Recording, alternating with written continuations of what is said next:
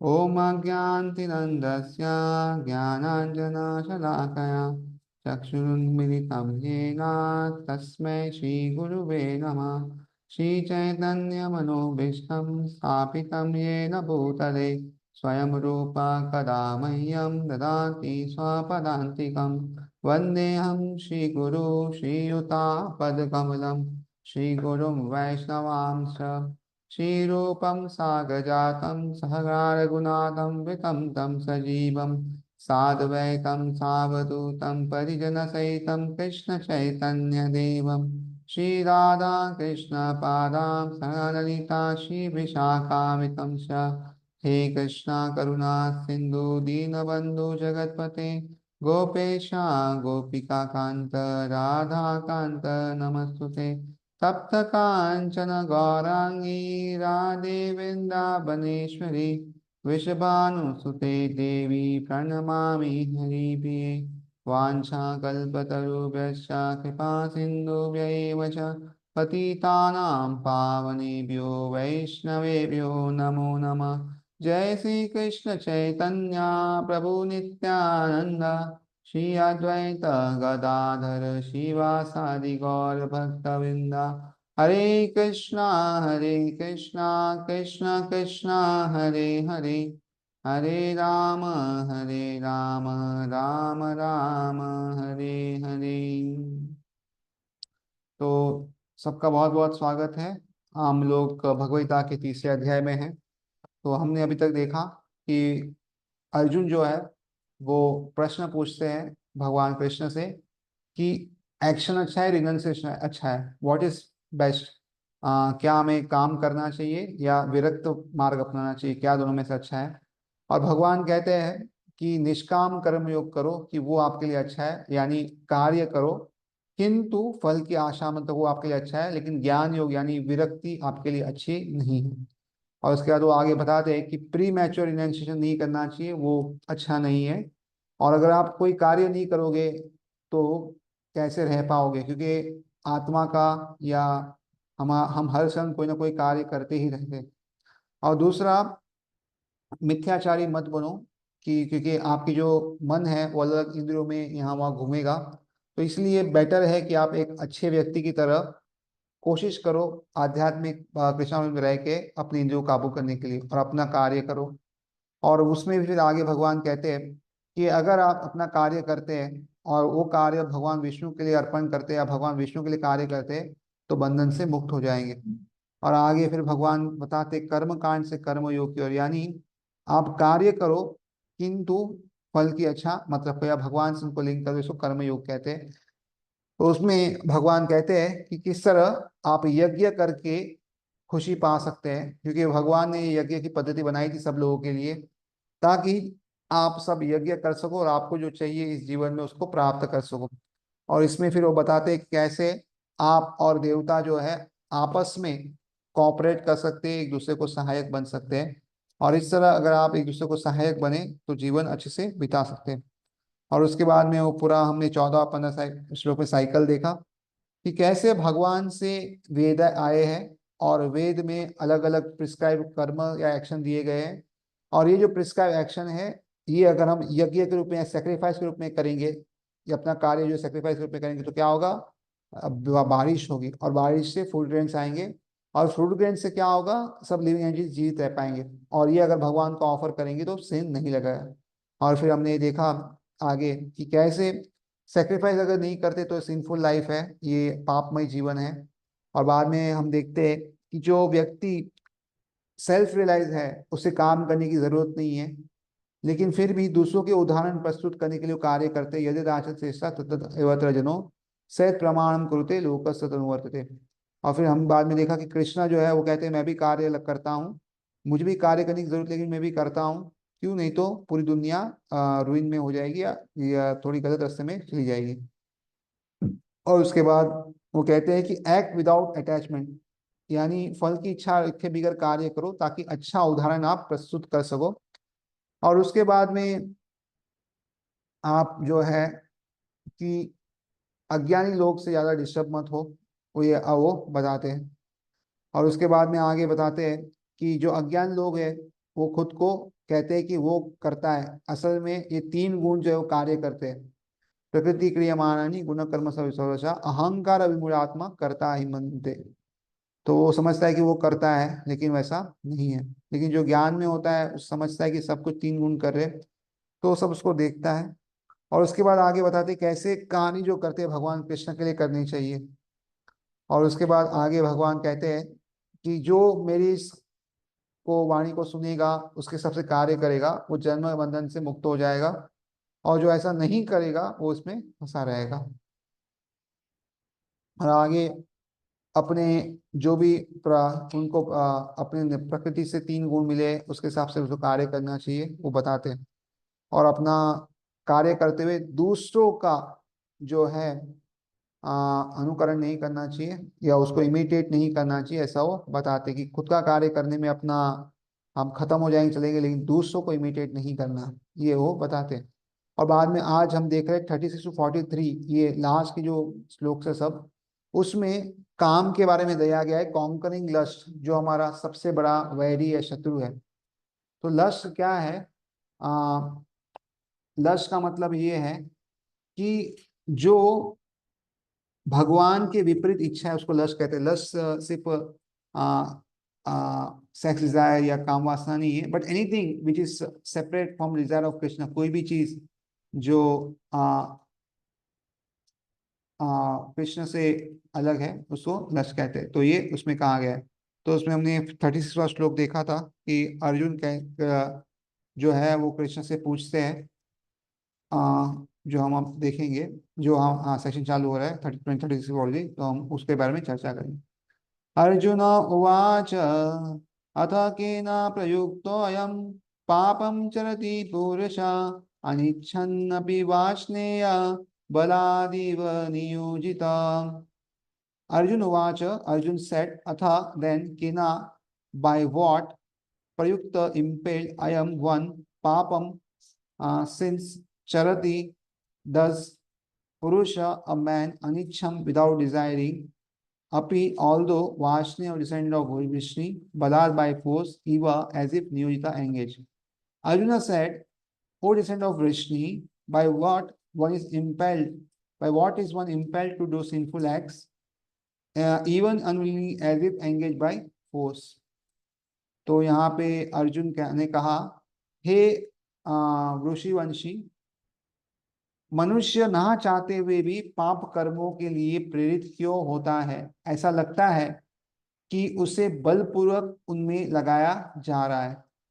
तो यहाँ पे अर्जुन कृष्ण को बहुत ही अच्छा प्रश्न पूछ रहे हैं कि बहुत बार हम अच्छा कार्य करना चाहते हैं, लेकिन लगता है कि कोई ऐसा फोर्स है जो हमें क्या कर रहा है, बलपूर्वक गलत काम कार्य करने में लगा रहा है, जहाँ पे अपना चलता नहीं है। जिस तरह डॉक्टर ने कहा है कि ये स्वीट मत खाना, ये आइसक्रीम मत खाना, ये पकोड़े तले हुए मत खाना, लेकिन हमारे अंदर कुछ तो ऐसा है जो बलपूर्वक कहता है खा लो, और इस तरह गलत कार्य करने में लगा देता है, और बाद में हमें भुगतना पड़ता है। ये क्या है, इसके बारे में अर्जुन पूछ रहे हैं। A living entity as part and parcel of Supreme is originally spiritual, pure and free from any material contaminations. तो जीव जो होता है भगवान का अंश होने के कारण अगर देखेंगे तो बहुत ही शुद्ध है, और इसलिए आ, वो कोई भी भौतिक जितने भी दुष्परिणाम है उससे दूर है। मतलब he is free from all material contaminations, ये हमें समझनी चाहिए। Therefore by nature is not subject to the sins of the material world. तो इसीलिए अगर आप देखोगे तो स्वभाव से वो भौतिक जगत के पापों में प्रवृत्त नहीं होता। अगर आप देखोगे तो कोई भी जितने भी कार्य उसमें वो प्रवृत्त नहीं होता, या उसमें निवेश नहीं करता। But when he is in contact with the material nature, he acts in many sinful ways without hesitation and sometimes even against his will. तो जब भी उनका संपर्क होता है भौतिक जगत से, तो क्या होता है, वो बहुत सारे गलत कार्य करता है, और वो बिना झिझक भी कर देता है कभी कभी। और कभी कभी क्या होता है, उसकी इच्छा के विरुद्ध भी अनेक कार्य करता है, अनेक पाप कर्म वो करता है। तो ये हम देखते हैं कि बहुत लोग करते हैं, इच्छा के विरुद्ध चोरी डकैती और बहुत सारी चीजें करते हैं जो गलत है। As such Arjuna's question to Krishna is very sanguine। तो इसलिए अर्जुन का जो क्वेश्चन है भगवान से, वो बहुत ही अच्छा क्वेश्चन पूछ रहे हैं। वो बहुत ही बुद्धिमत्ता पूर्वक या आशापूर्ण ये क्वेश्चन सवाल पूछ रहे हैं। As to the perversity of living entities.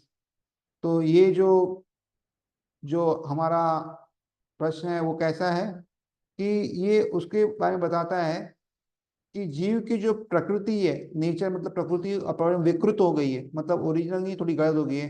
ये जीवों की जो प्रकृति थोड़ी विकृत हो गई, इसके बारे में पूछ रहे हैं।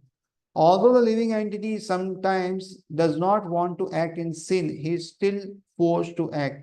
तो जीवों को क्या होता है, कभी कभी कोई पाप नहीं करना होता, किंतु ऐसा करने के लिए, पाप करने के लिए वो बद्ध हो जाता है या बाध्य, उसको कुछ तो ऐसा फोर्स आ जाता है जिसको कहता है।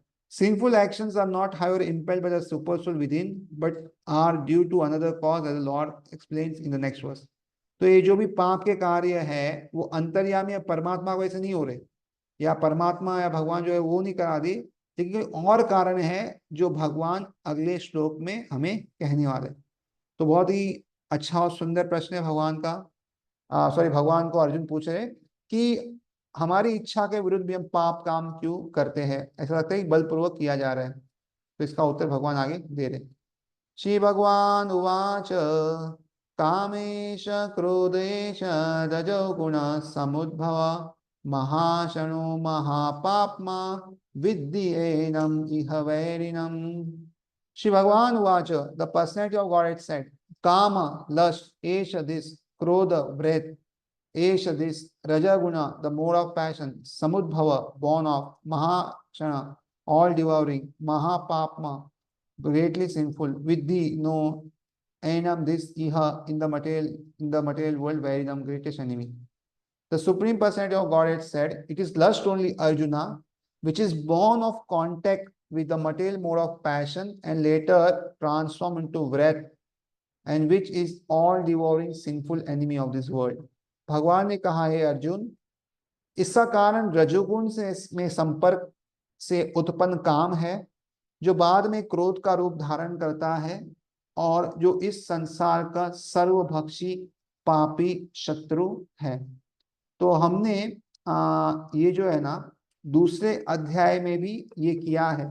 अगर आपको याद होगा तो दूसरे अध्याय में हम लोग सेकेंड चैप्टर में 62 और 63 वर्ष जो हम करते अध्याय, तो विषय है पुंसाम संगात से थे, संजात संजायते कामा, कामात् क्रोध विजायते, क्रोधात् भवति सम्मोह, सम्मोहात् स्मृति विभ्रम, स्मृति भ्रमसात् बुद्धिनाशो, बुद्धिनाशात् प्रणश्यति।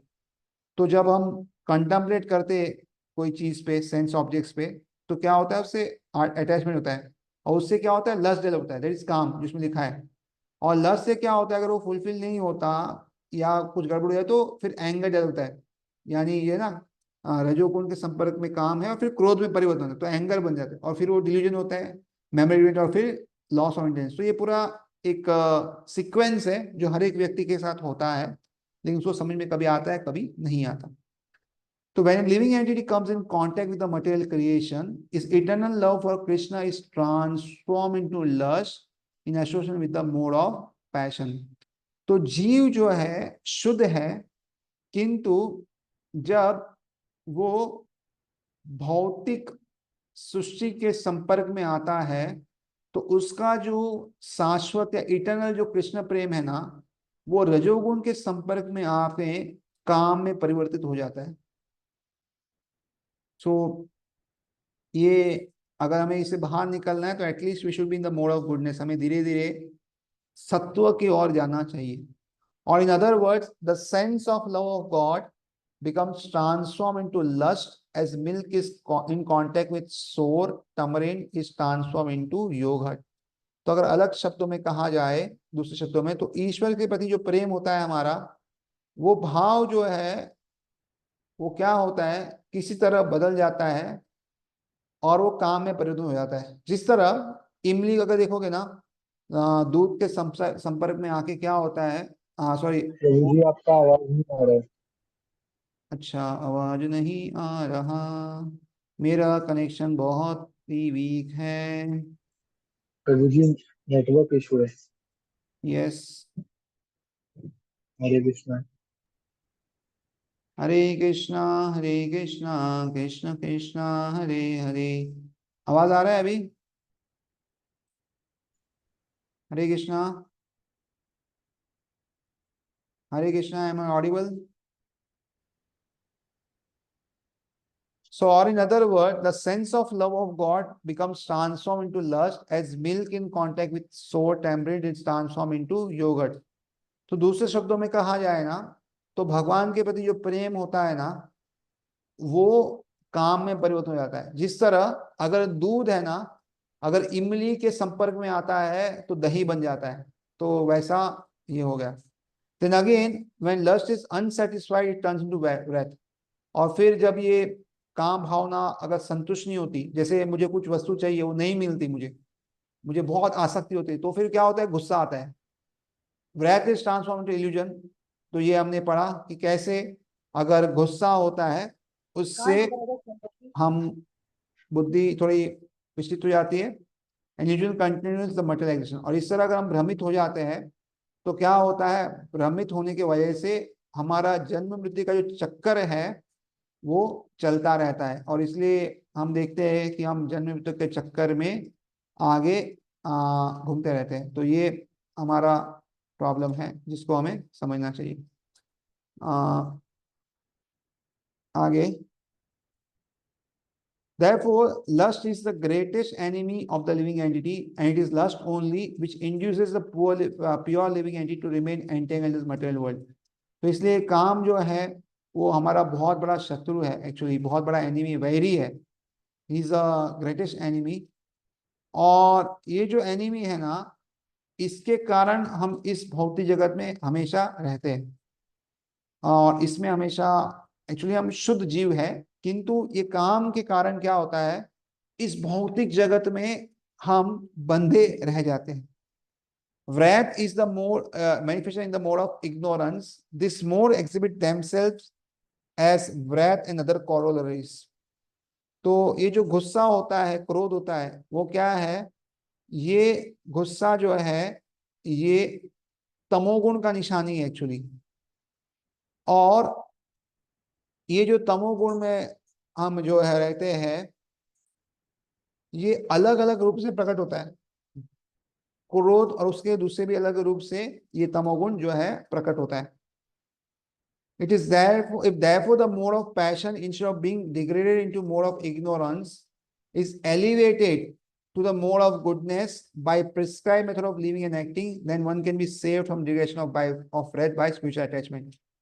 तो देखो, अगर किसी तरह हम इस मोड ऑफ पैशन से अपने आप को सत्वगुण में लेके आते हैं, यानी रजोगुण से अपने आप को अगर सत्वगुण में लेके आने की कोशिश करते हैं और उसमें अगर रहते हैं ना, तो धीरे धीरे हम अपने आप को इग्नोरेंस में जाने से बचा सकते हैं।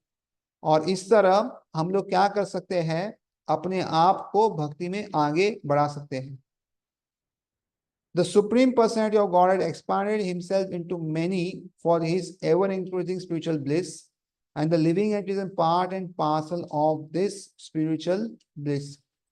तो भगवान ने अपने आप का विस्तार किया अलग अलग जीवों के रूप में, और ये जो अलग अलग जीव है ये क्या है, भगवान के अंश है। और ये जो अंश है वो भगवान के अंश होने के कारण उनमें भी वही गुण है जो भगवान में है।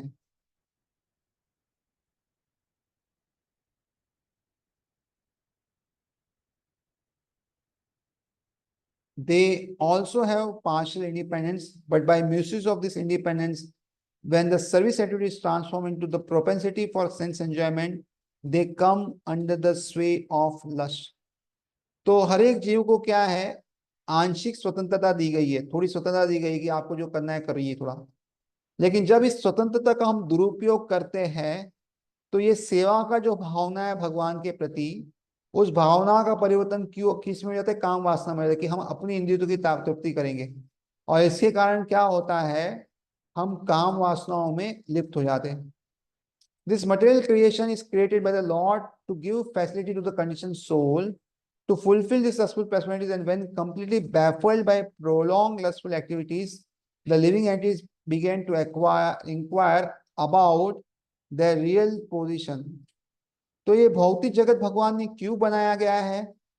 ताकि भगवान इस तरह हर किसी को, जीव को, ऐसी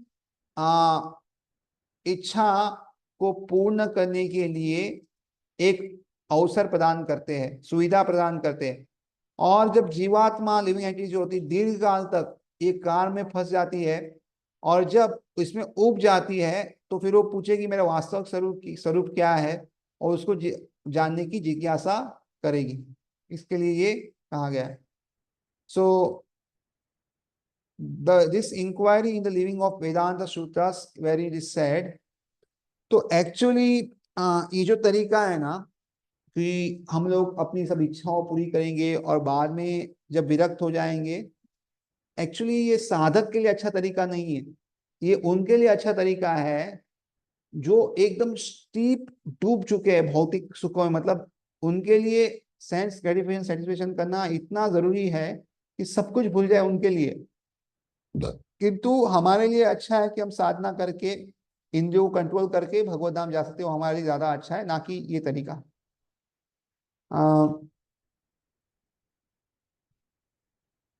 This inquiry is the beginning of the Vedanta Sutras, where it is said, Athato Bhavna Jigyasa. One should inquire into the Supreme. तो ये जो प्रश्न या जिज्ञासा होता है, वो सबसे अच्छा है जो हम लोग करते हैं। और प्रारंभ में ये होता है जो कहा जाता है, जिसे कहा जाता है अथतो ब्रह्म जिज्ञासा, कि मनुष्य का परम तत्व के बारे में जिज्ञासा करनी चाहिए, कि उसको जिज्ञासा करनी चाहिए क्या है क्या नहीं है। And the Supreme is defined in Srimad Bhagavatam as Janmadi Yasya to Anvayat Itarascha, or the origin of everything is the Supreme Brahman. तो ये जो इंक्वायरी है वेदांत सूत्र में कहा गई है, अथो ब्रह्मांड जिज्ञासा, और ये जो अथो ब्रह्मांड जिज्ञासा है, इस श्रीमद् भागवतम में जो श्लोक आता है, पहले इसका स्कंद में पहले अध्याय में जो श्लोक आता है, उसमें कहा गया है जन्मादि यस्य तो अन्वयात्, यानी सबका जो मूल है, जहां सब लोग आए हैं, सबका ओरिजिन जो है वो क्या है? वो परम ब्रह्मन है, या भगवान जो है वो है। ये हमें समझना चाहिए।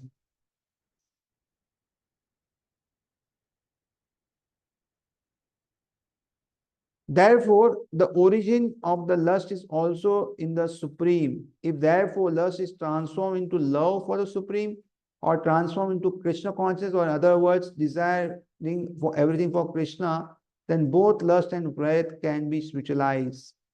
तो इसलिए ये जो काम की जो उत्पत्ति होती है वो भगवान से होती है, और इसलिए काम को अगर प्रेम में परिवर्तित कर दिया जाए या उसको कृष्ण भावना में परिवर्तित करना जाए, तो क्या होगा? हम सारी जो इच्छाएं भगवान कृष्ण के लिए करेंगे, और इसलिए काम और क्रोध दोनों को ही हम आध्यात्मिक बना सकते हैं। It can be spiritualised. और इसका उदाहरण प्रभुपाद देते हैं आगे, जो हम पढ़ेंगे। Hanuman, the great senator of Lord Rama, exhibited his wrath by burning the golden city of Ravana. तो हनुमान जी थे, वो राम के बहुत बड़े भक्त थे। उन्होंने अपना गुस्सा कैसे दिखाया? जो लंका था, रावण की जो जगह थी, उसको जला के।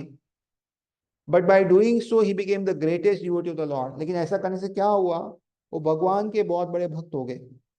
Here also in Bhagavad Gita, the Lord induces Arjuna to engage his wrath upon his enemies for the satisfaction of the Lord. तो यहाँ भी भगवान क्या कर रहे हैं? अर्जुन को कह रहे हैं कि जो उनका गुस्सा है उनके शत्रुओं पे लगाए, ताकि भगवान संतुष्ट होंगे। Therefore, lust and wrath, when they are employing Krishna consciousness, become our friends instead of enemies. तो इसलिए काम और क्रोध अगर हम भगवान कृष्ण की सेवा में लगा देते हैं तो हमारे मित्र हो जाते हैं, शत्रु नहीं। तो नेक्स्ट वर्स में अलग अलग लेवल्स बताए गए हैं, जिसमें अलग अलग लोग जो है वो काम के वश में होते हैं। व्हाट आर डिफरेंट लेवल्स, ये हम श्लोक नंबर 38 में पढ़ेंगे। तो लेट्स चांट दिस वर्स। धूमेना आवृत्य वह्निन् यथादर्शो मलेन च यथोल्बलेनावृत्य गर्भास्। बाप रे, वापस बंद हो गया। ते तथा तेनेदम् आवृतम्। धूमेना बाय स्मोक, आवृत्यते is covered, वहनि fire, यथा just as, आदर्श mirror, malena by dust, च also यथा just as, हरे ulbena। कृष्ण प्रभु जी, yes। आपकी आवाज फिर से नहीं आ रही है।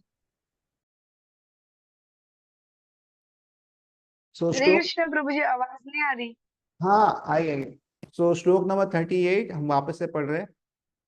धूमेनावृत्य वह्निन् यथादशो मलेन च यथोल्बेनावृत्यो गर्भस्तथा तेनादम् आवृतम्। धूमेना by smoke, आवृत्य is covered, वहनि fire, यथा just as, आदर्श mirror, मलेना by dust, च also यथा just as, उल्बेना by the womb, आवृत्य is covered, गर्भ embryo, तथा so तेना by that lust, idam this आवृतम is covered। As fire is covered by smoke, as a mirror is covered by dust, or as the embryo is covered by the womb, the living entity is similarly covered by different degrees of this lust। जिस प्रकार अग्नि धुएं से, दर्पण धूल से अथवा भ्रूण गर्भाशय से आवृत रहता है, उसी प्रकार जीवात्मा इस काम के विभिन्न मात्राओं से आवृत रहता है। तो इसमें 3 उदाहरण दिए गए। जो अग्नि है वो धुएं की वजह से दिखती नहीं है पूरी तरह, लेकिन समझ में आता है, बहुत ज्यादा ढक नहीं सकता धुआं अग्नि को।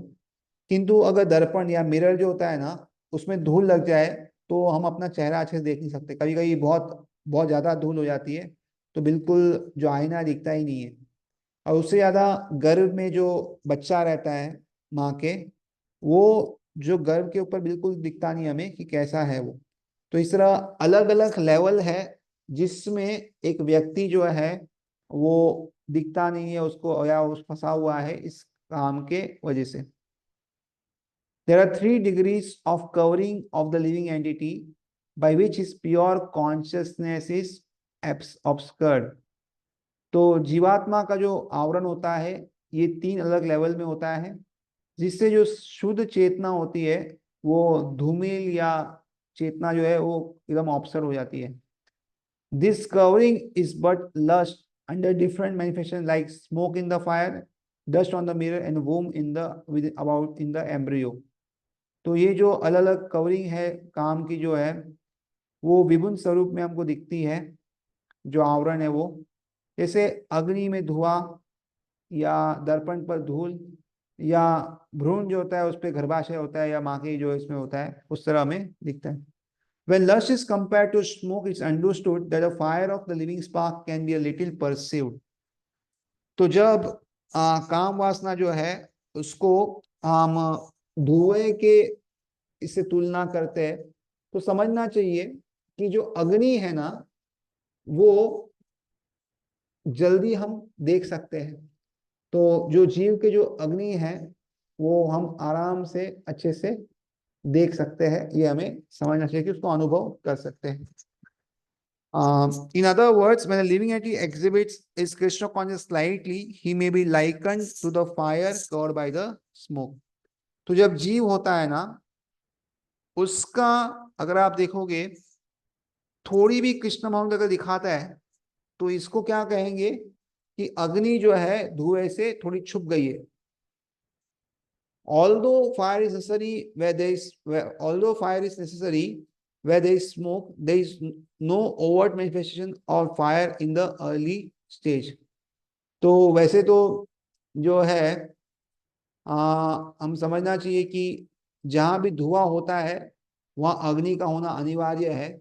लेकिन शुरुआत के स्तर पे क्या होता है, अग्नि का प्रत्यक्ष हमें अभिव्यक्ति हमें दिखता नहीं है, धुआं धुआं दिखता है पहले थोड़ा हमें।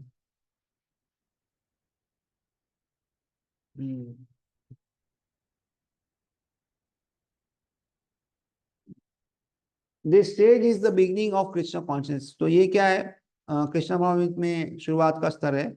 The dust on the mirror refers to a cleansing process of the mirror of the mind by so many spiritual methods. तो आईने के ऊपर जैसे मिट्टी लगती है ना, उसको आप साफ कर सकते हो मिरर से अलग अलग आध्यात्मिक तरीके से। The best process to the chant is to chant the holy names of the lord. तो सबसे अच्छा तरीका है भगवान का नाम लेना। The embryo covered by the womb is annually registering the helpless position. For a child in the womb is so helpless that he cannot even move. तो ये जो गर्भाशय का उदाहरण दिया गया है, जो जो भ्रूण होता है या एम्ब्रियो जिसको बोलते हैं, इसका दृष्टांत ऐसा बताया है कि असहाय अवस्था में है ये।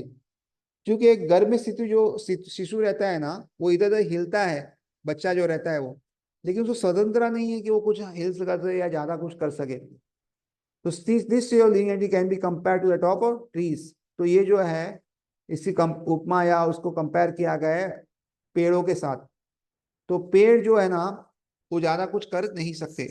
The trees are also living entities, but they have been put in such a condition of life by such a great exhibition of lust that they are almost void of all consciousness. तो जो पेड़ होते हैं उसको इस परिस्थिति में डाला गया है जीवन के, और इस तरह उसमें काम वासना दिखती है कि उसमें कुछ भी चेतना नहीं होती। अगर आप देखोगे मतलब ज्यादा चेतना होती नहीं है, अगर आप उसको काटोगे तो ज्यादा उसको इतना दर्द नहीं होता जितना बाकी लोगों को होता है। The covered mirror is compared to the birds and beats and the smoke is compared to the human being. तो दर्पण का जो उदाहरण दिया गया आईने का, उसको पक्षियों और पंछियों के से तुलना की गई है, और अग्नि और धुएं का तुलना जो है वो मनुष्य से की गई है। In the form of human being the living entity may revive a little Krishna consciousness and if he makes further development the fire of spiritual life can be kindled in human form of life. तो अगर थोड़ा भी अगर इसमें कृष्ण भावना में थोड़ा बहुत हो तो उसको फिर से पूरा जागृत कर सकते हैं, और मनुष्य जन्म में ही ये संभव है। और अगर थोड़ा भी वो प्रगति कर ले तो क्या होगा, फिर से वो आध्यात्मिक चेतना जो है मनुष्य को इस जीवन में मिल जाएगी। By carefully handling of the smoke in the fire, that fire can be blade to blaze. तो अगर हम अगर थोड़ा अच्छे से उसको थोड़ा बराबर उदय कर सकते हैं ना उसका, तो क्या होगा, ये जो आग है ना ये प्रज्वलित हो जाएगी एकदम, और एकदम भड़क जाएगी एकदम। तो इसलिए बहुत जरूरी होता है तो इस अग्नि को अच्छे से जलाए। Therefore, the human form of life is a chance for living entity to escape the entanglement of material existence. तो ये जो मनुष्य का जन्म होता है ना, ये एक बहुत ही अच्छा हमें मौका मिलता है ताकि हम इस भौतिक जगत से बाहर निकल सके। In the human form of life, one can conquer the enemy lust by cultivation of Krishna consciousness under able guidance. तो मनुष्य जन्म में हम लोग जो है ये जो काम वासनी दुश्मन है उसको कृष्ण भावना से एक अच्छा योग दर्शन या मार्गदर्शन प्राप्त करके इससे बाहर निकल सकते हैं, और ये बहुत ही आसान तरीका है, ये हमें समझना चाहिए। तो let's do the verse number 39, जिसमें बताते हैं कि कैसे वो जलता रहता है और कभी उसकी संतुष्टि नहीं होती। आवृतम ज्ञानम एतेना ज्ञानिनो नित्य वैरिणा कामरूपेण कौन्तेय दुष्पुरेण अनलेन च। आवृतम covered jnanam pure consciousness etena by this jnanina of the knower nitya vairina by the eternal enemy kama rupena in the form of lust kaunteya, O son of Kunti, दुष्पूरेणा, never to be satisfied, analena, by the fire, cha also. Thus, the wise living entity's pure consciousness becomes covered by this eternal enemy in the form of lust, which is never satisfied and which burns like fire. इस प्रकार ज्ञानमय जीवात्मा की शुद्ध चेतना उसके काम रूपी नित्य शत्रु से ढकी रहती है, जो कभी भी तुष्ट नहीं होती और अग्नि के समान जलता रहता है। तो बहुत उदाहरण अच्छा दिया है कि ये जो काम वासना है, लस्ट है, उसको आप कभी भी सेटिस्फाई नहीं कर सकते और हमेशा जलता रहेगा। जिस तरह अगर आपको अग्नि को जलाना है और उसमें बहुत सारा घी डालो तो क्या होगा, अग्नि और भड़केगी। फिर तो इतना इतना घी डालना पड़ेगा जिसकी मात्रा इतनी ज्यादा होनी चाहिए कि वो बुझ जाए, लेकिन असल में ऐसा होता नहीं है, बहुत रेयरली ऐसा हो सकता है। तो इसलिए इससे हमें बचना चाहिए।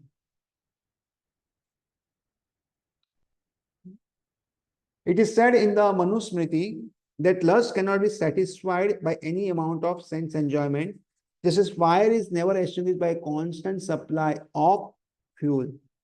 तो मनुस्मृति जो है उसमें कहा गया है कि जो विषय भोग होता है ना, उसको आप कितना भी संतुष्टि करने की कोशिश करो या कितना भी करो, लेकिन तृप्ति या सेटिस्फैक्शन कभी मिलता नहीं है। जिस तरह अगर आप रेगुलरली निरंतर अगर ईंधन या फ्यूल डालेंगे अग्नि में तो कभी वो अग्नि बुझेगी नहीं, वो चलती रहेगी। In the material world the centre of all activity is sex and thus this material world is called मैथुन आगार। तो ये भौतिक जगत जो है, इसके जितने भी कार्यकलाप है, इसका जो मेन केंद्र बिंदु है वो मैथुन है या काम सुख है, और इसके लिए इसको मैथुन आगार भी कहते हैं। और इससे क्या होता है, हम हाँ विषय जीवन में इसको हथकड़िया कहते हैं, इससे हम जकड़े जाते हैं, मतलब ये जन्म के चक्कर में फंसे रहते हैं। In the ordinary prison house criminals are kept within bars, similar the criminals who are disobedient to the Lord are shackled by sex life. तो अगर आप देखोगे अपराधी जो लोग होते हैं ना, उसको सामान्यतः हम लोग जेल में रखते हैं, किंतु अगर आप इससे देखेंगे कृष्ण भाव में जो कृष्ण से विरुद्ध होते हैं, भगवान से विरुद्ध होते हैं नियमों के, उसकी अवज्ञा करते हैं, तो उसको मैथुन द्वारा जीवन द्वारा क्या होता है, बंदी बना देते हैं। सो इट्स अ टाइप जहाँ पे लोग है उसको बंदी बना देते हैं। So advancement of material civilisation on the basis of sense gratification means increasing the duration of material existence of living entity. तो अगर हम इंद्रिय तृप्ति के आधार पर भौतिक सभ्यता की प्रगति का अर्थ समझते हैं ना, तो क्या होगा, हमारा जीवन जो है उसके बंधन की अवधि बढ़ती रहेगी, हम और ज्यादा इस भौतिक जीवन में रहेंगे। Therefore, the lust is a symbol of ignorance by which the living entity is kept within this material world. तो इसीलिए ये जो काम है ये अज्ञान का प्रतीक है, और इसके द्वारा क्या होगा, ये जीवात्मा जो है या हम जो है इस संसार में हमेशा रहेंगे, ज्यादा दिन हम रहते रहेंगे। When one enjoys sense gratification, it may be that there is some feeling of happiness, but actually the so-called feeling of happiness is the ultimate enemy of sense enjoyer. तो कोई भी व्यक्ति अगर इंद्रिय तृप्ति करता है या भोग करता है तो उसको ऐसा लगता है समय के लिए कि ये प्रसन्नता होती है, अनुभूति होती है, लेकिन ये प्रसन्नता की अनुभूति भी जो होती है ना, वो इंद्रिय भोग के लिए चरम शत्रु है या बहुत बड़ा शत्रु है। तो ये पूरा जो पैराग्राफ दिया है ना, उसको एक्चुअली अच्छे से समझने की जरूरत है। हम थोड़ा सा इस पे लाइट डालेंगे। सी अगर हम कोई भी चीज इंद्रिय तृप्ति के लिए करते हैं ना, सेटिस्फेक्शन, जैसे गुलाब जामुन बहुत पसंद है हमें, और अगर बहुत खाते हैं तो एक्चुअली हमें सेटिस्फेक्शन मिलना चाहिए अगर रियल में उसमें कुछ है, लेकिन हम क्या एडिटेड होते हैं और खाते हैं और उससे सेटिस्फेक्शन नहीं मिलता।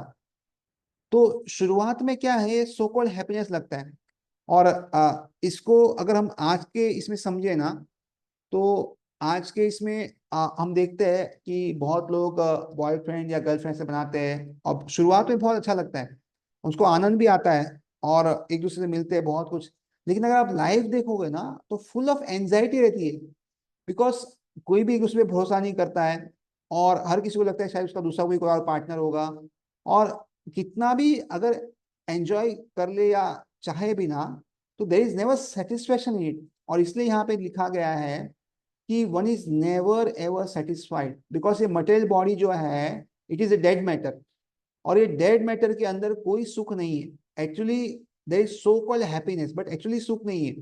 सुख जो है वो आत्मा में है, भगवान में है, इसलिए सच्चिदानंद कहते हैं। बॉडी के अंदर सुख नहीं। देखो जब बॉडी मर जाता है तो हम देखते हैं डेड बॉडी पड़ा है, उसमें सुख होता तो सब लोग खुश होते, पर इससे क्या लोग एजिटेट होते और ज्यादा करते, और ज्यादा करते। इसलिए कोई सिगरेट फूकता है या दारू पीता है तो उससे कुछ सेटिस्फेक्शन नहीं मिलता, वो कुछ दिनों टाइम के लिए भूल जाता है कुछ दर्द है, तो दर्द भुलाने के लिए रात को वो शराब पीता है या कुछ एडवांस लेता है। लेकिन बाद में क्या होता है, वो प्रॉब्लम्स और बढ़ती है। मतलब जो दारू पीने में उसको आनंद आता है या शराब पीने में जो आनंद आता है, उसके बाद लिवर सिरोसिस और बहुत सारी बीमारी होती है। जैसे सिगरेट पीने में उसको आनंद आता है, लेकिन बाद में उसके फेफड़े पूरे खराब हो जाते हैं, बहुत कुछ होता है। उसी तरह अगर कोई ब्रह्मचर्य का पालन करता है एटलीस्ट 20-22 ईयर्स, जब तक वो शादी नहीं करता है, पानी का पालन नहीं करता है, तो उसको रियल में जो हैप्पीनेस है वो बाद में मिलेगा। बिकॉज ब्रह्मचर्य से क्या होता है, lot of energy is conserve in the body. हमारे शरीर में बहुत सारी ताकत जो है वो रहती है, और उससे शरीर बहुत तंदुरुस्त बनता है। स्मृति जो हमारी मेमोरी है ना बहुत स्ट्रांग बनती है। रोग प्रतिकार शक्ति जो है वो बहुत स्ट्रांग रहती है, इससे जल्दी रोग नहीं आते। और ऐसे बहुत सारे बेनिफिट्स हैं जो इसमें मिलते हैं।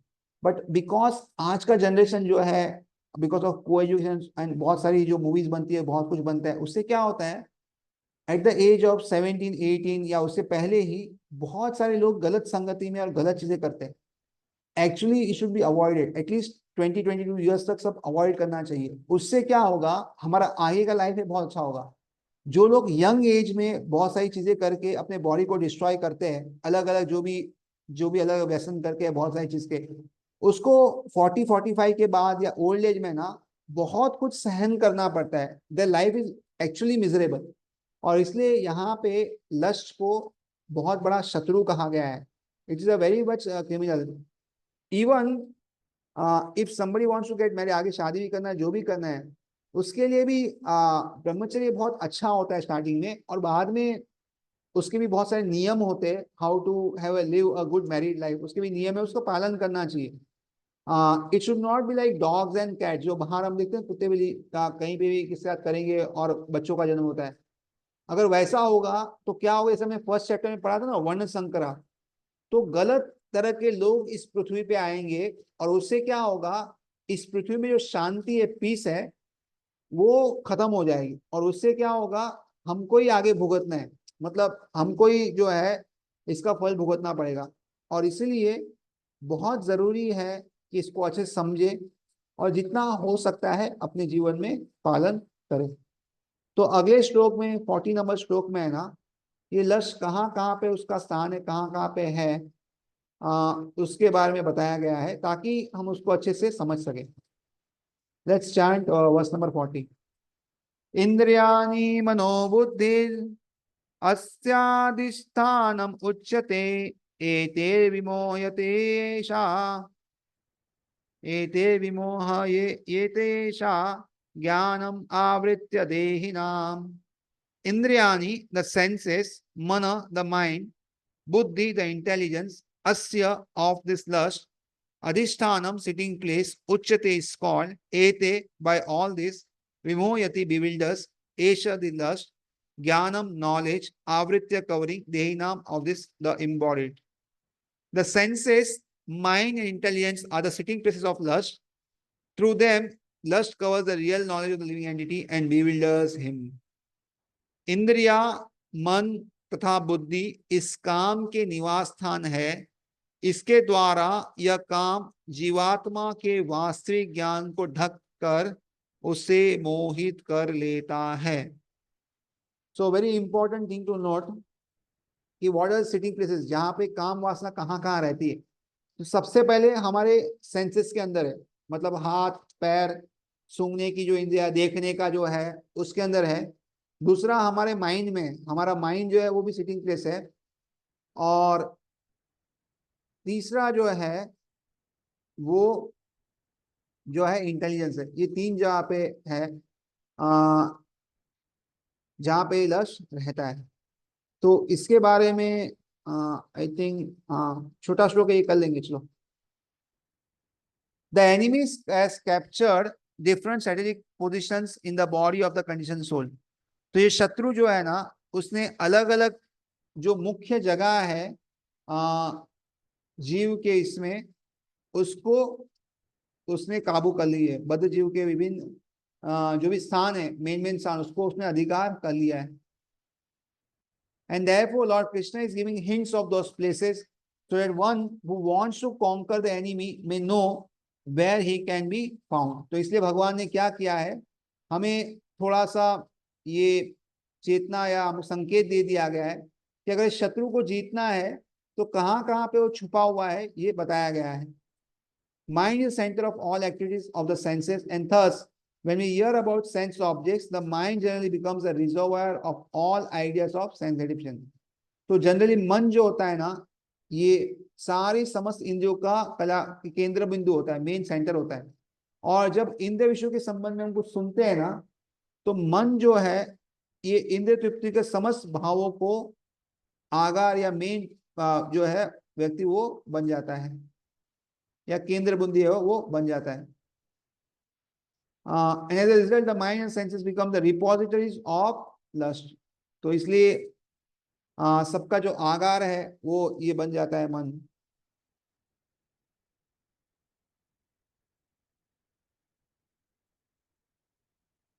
And as a result, the mind and senses become repositories. Next, the intelligence department becomes the capital of such lustful propensities.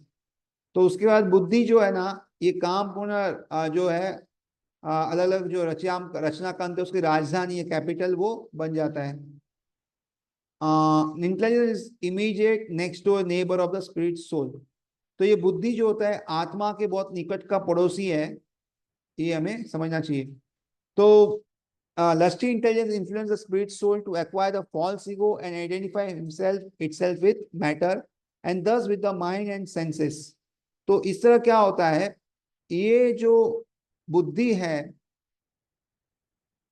ये काममयी जो बुद्धि होती है वो क्या करते हैं, आत्मा को प्रभावित करती है और इस तरह झूठा अहंकार या फॉल्स ईगो उत्पन्न करता है, जिससे क्या होता है, इस प्रकार वो क्या करता है, अपने आप को मन तथा इंद्रियों से अपने आप को जोड़ लेता है। इसलिए लोग क्या समझते हैं, मैं मन हूँ, मैं इंद्रिय हूँ, मैं बुद्धि, ऐसा वो समझता है, क्योंकि वो फॉल्स ईगो से होता है।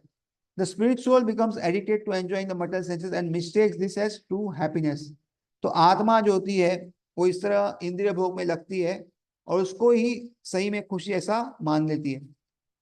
This false identity of the spirit soul is very nicely explained in Srimad Bhagavatam.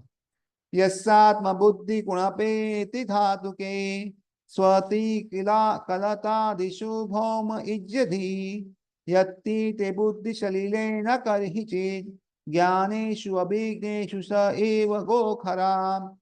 A human being who identifies this body made of three elements with the self, who considers the byproducts of the body to be his kinsmen, who considers the land of birth worshipable, and who goes to the temple of pilgrimage simply to take a bath rather than meet men of transcendent knowledge, that is to be considered like a ass or a crow. तो इस तरह जो मनुष्य ये तीनों धातु से निर्मित शरीर को आत्मा स्वरूप मानता है और जो बाकी सब दो देह है विकार उसको स्वजन मानता है, जो जन्मभूमि को पूजा से मानता है, जो तीर्थ स्थलों या यात्रा को दिव्य ज्ञान वाले जो पुरुष है उसकी भेंट नहीं करता लेकिन स्नान करता है खाली वहां पे, उसे गधा या बैल के समान समझना चाहिए, क्योंकि ये भार धो रहा है लेकिन असल में जो सार है उसका ग्रहण नहीं कर रहा है। तो इसलिए हमें इसके बारे में अच्छे से चर्चा करनी चाहिए।